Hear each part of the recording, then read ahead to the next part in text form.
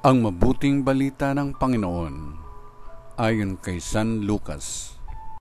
Papuri sa iyo, Panginoon. Noong mga panahong iyon, sinabi kay Jesus ng isa sa mga kasalo niya sa hapag, "Mapalad ang makakasalo sa hapag sa kaharian ng Diyos." Sumagot si Jesus, "May isang lalaking naghanda ng isang malaking piging at marami siyang inanyayahan.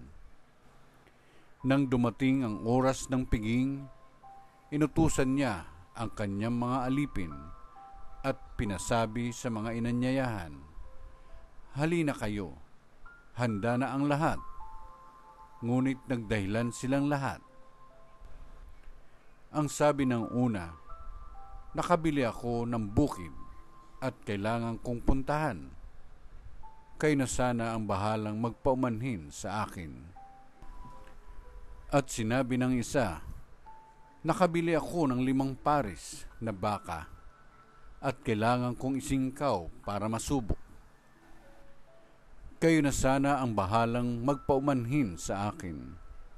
Sinabi naman ng isa pa, 'Bagong kasal ako, kaya hindi ako makakadalo.' Bumalik ang alipin at ibinalita ito sa kanyang Panginoon.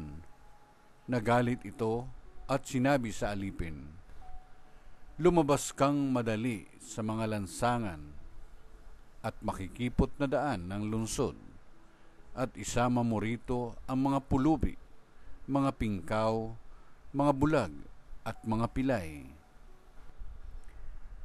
Pagbabalik ng alipin ay sinabi niya, 'Panginoon, nagawa na po ang inuutos ninyo, ngunit maluwag pa.'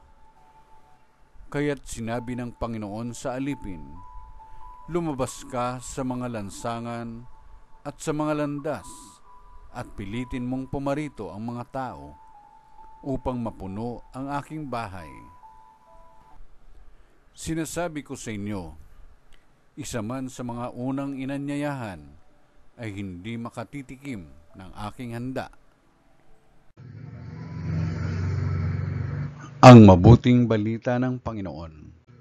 Pinupuri ka namin, Panginoong Kristo.